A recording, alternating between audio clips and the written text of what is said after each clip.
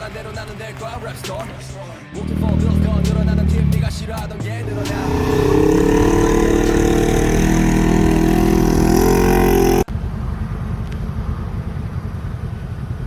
welcome back guys to the channel. I'm here with a buddy of mine, Eric. This is his crew cab Tacoma long bed build.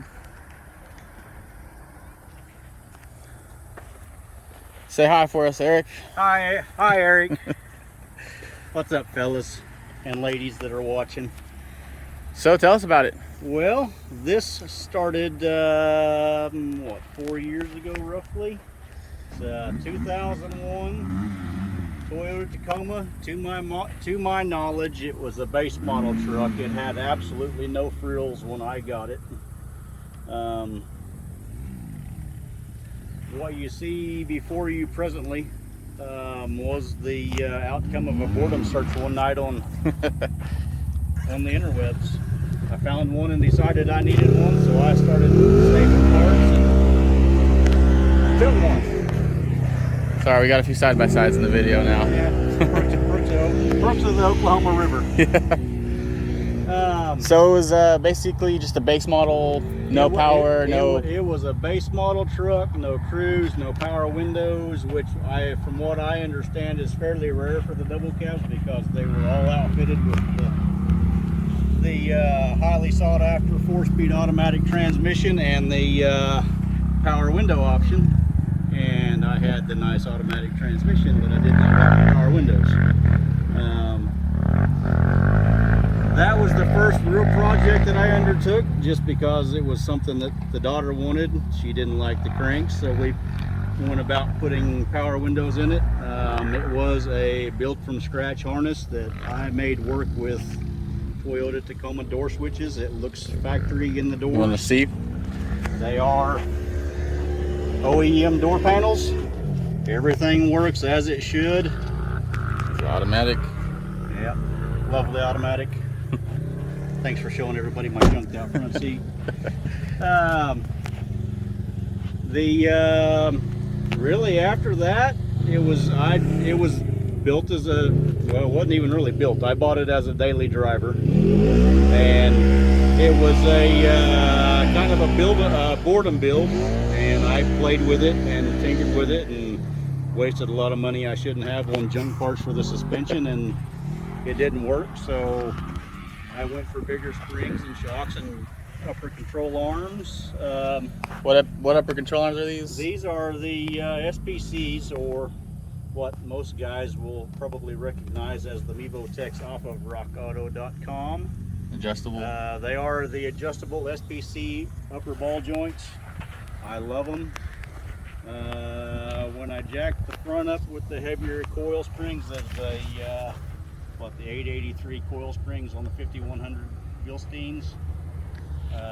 When I got the front how I liked it, I built a bastard tack in the back. Let's check that out.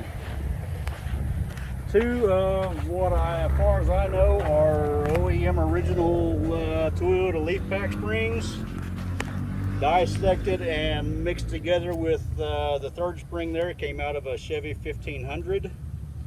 The fourth spring right there is an out of leaf, and then the Toyota overload is in the bottom, no blocks, and then there's a shop built shackle on the back end that helps greatly with articulation of this long monster. There is a full-size 33 by 10 spare tire tucked up underneath the back end that a lot of people won't fit, but it does. It's nice and tight. It won't go anywhere. It's got a good fit. Yep. Let's talk about the chop. We could talk about the chop. Where do you want me to start? Like I said, the chop was a. Is this where you chopped it? No, that's actually the back end of a safety cap. Oh, okay. Frame repair patch kit right there where it rusted out at the front spring hangers. The chop was actually done. Where's that cross member at? It was done forward of the center cross member where the carrier bearing rides. You can see part of it right here You see part of it right there, and the other part of it is right here. There was 13.5 inches added to the frame. It has a fish plate on the outside of it, so looking at it from the outside, you'll never see it. Yeah, it looks OEM. No, you would never see it unless you crawled underneath the truck. Okay, the inside of the frame rails also had a fish plate put on it. I took some time and cut everything. They run from, on the outside, they run basically from cab mount to cab mount. On the inside, they run from basically from cross member to cross member, from transmission to the fuel tank. Took some time. Probably hard to see this one. You can see this one over here where you can see some of the weld line. It almost looks like a shadow there. Yeah. I mean, it looks flawless though. It looks really good. But it had just a 1/8 inch 11 gauge fish plate put on it. That's the same thickness as the factory frame rails. It's more than sufficient by the time you get everything else put back together and stiffened everything up. Yep. Anyway, everything was marked and drilled for the bolt-on park brake assembly, fuel filter that's bolted on under there, a few fuel line and brake line brackets. Everything was drilled and marked, so it all goes back in the factory holes in the factory frame rail underneath that fish plate. That's awesome.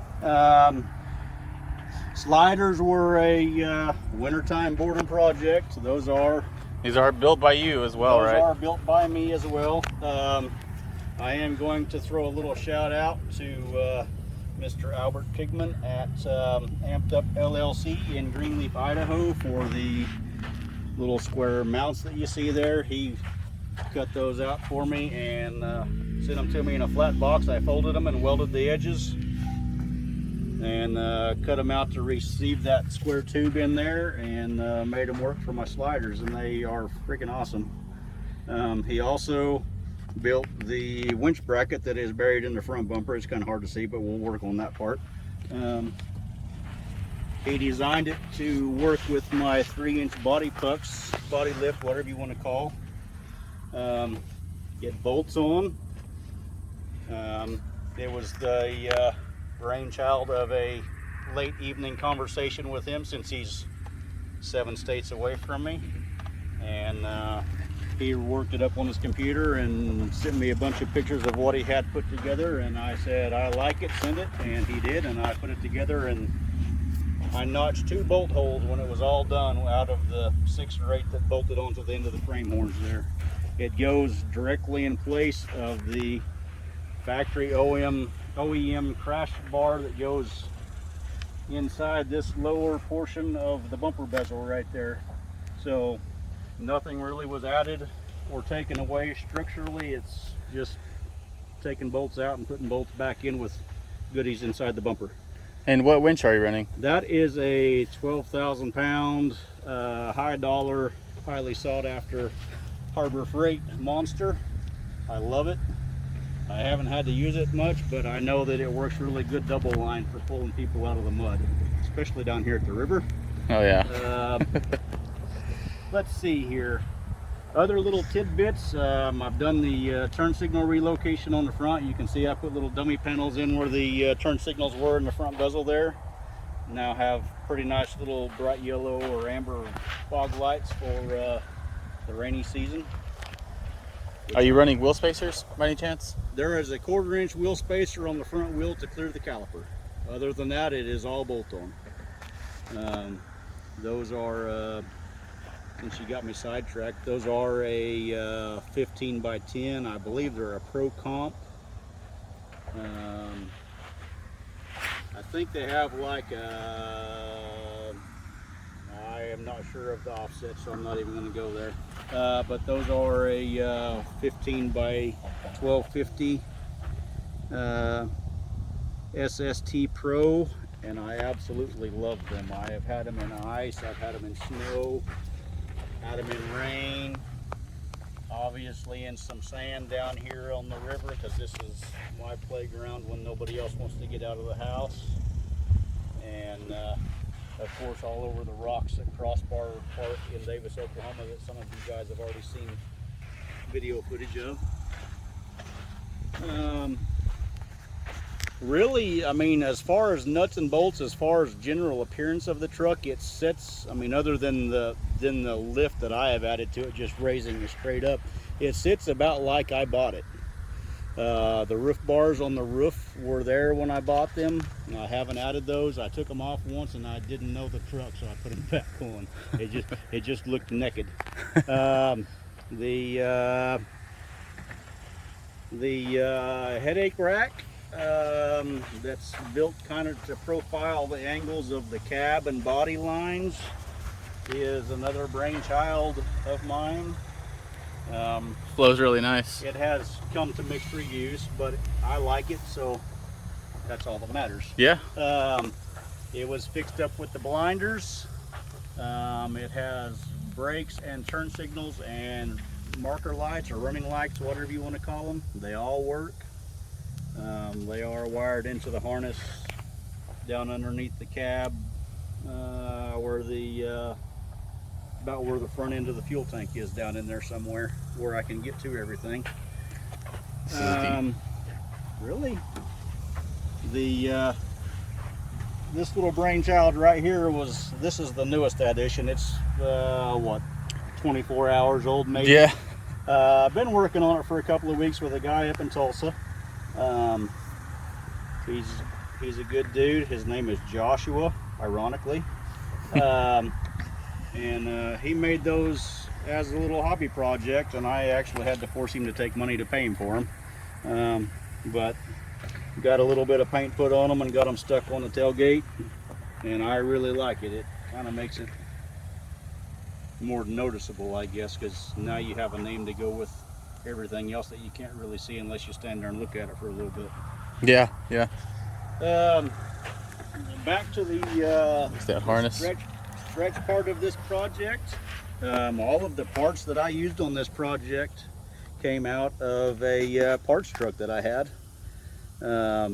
It had the open diff that was in it originally swapped out to a manual, well, not a manual, it has the Toyota electric locker in it, 410 gears, 411.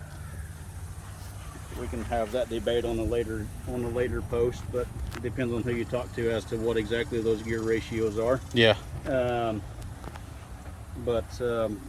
That really, I mean, as far as drivetrain wise, that's all I've really changed on it. But all of the parts that I used, frame chunks, cab mounts, body mounts, even the drive shaft that I have in this truck presently was the one that came out of my parts truck, and I took it and had them stretch it out and retube it for me. It's I mean, it's all, other than the size of the centerline pipe and that drive shaft, everything is OEM under there. I mean, even the wiring, you open up that wiring harness, and between the wire nuts, or not the wire nuts, but the connectors and solder where I put it all together, the wire colors even match. So there was a lot of time put into putting it all together. I chased parts for, I don't know, 7 or 8 months, and I scored a rolled Tacoma that was in Dodge City, and I went up there and picked it up and brought it home, and had plans to salvage it and make a river beater out of it. That was my plan A, and it ran, but it did not drive. The frame was junk on it, so I just chopped it up and took the parts that I needed out of it, and I actually traded what was left of the truck for the color match bed that's on this project. I have the cost of a parts truck invested in everything. So it's awesome. What was the build time? About a year? Counting chasing parts, I had probably 7 months in it. The actual build time on the project, you'll think I'm full of shit when I tell you this, but I drove it in the shop on a Saturday afternoon and I drove it to work on Tuesday. That's awesome.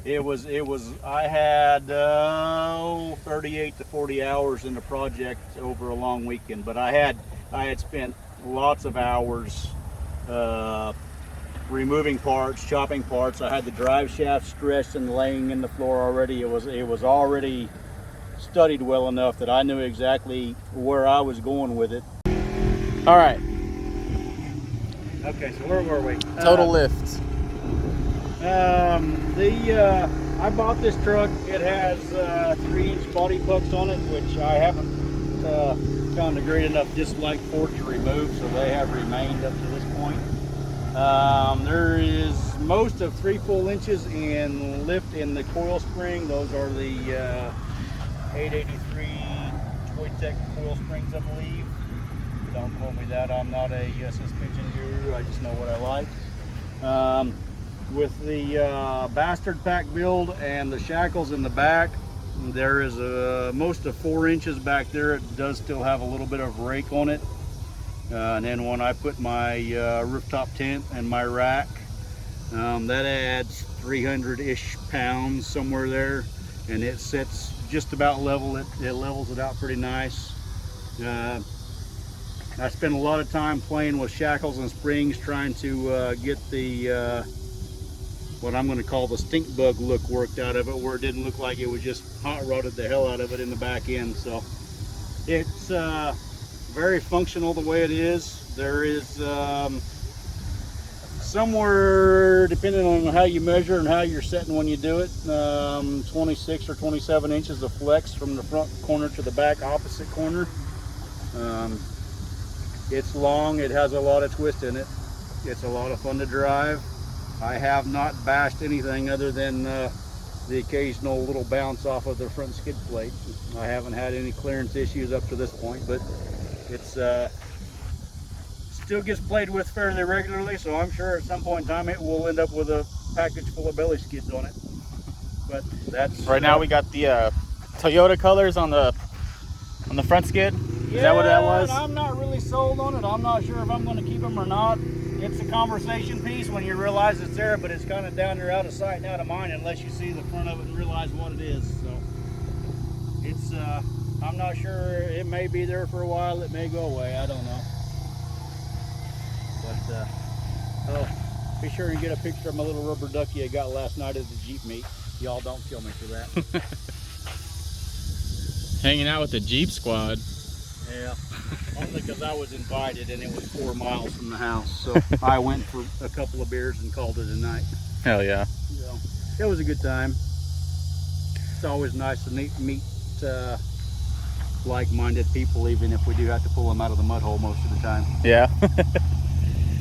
It'll be all right. It's all a good time. Doesn't matter who you're with or where you're at. It's always a good time. Different kind of crazy. Yep.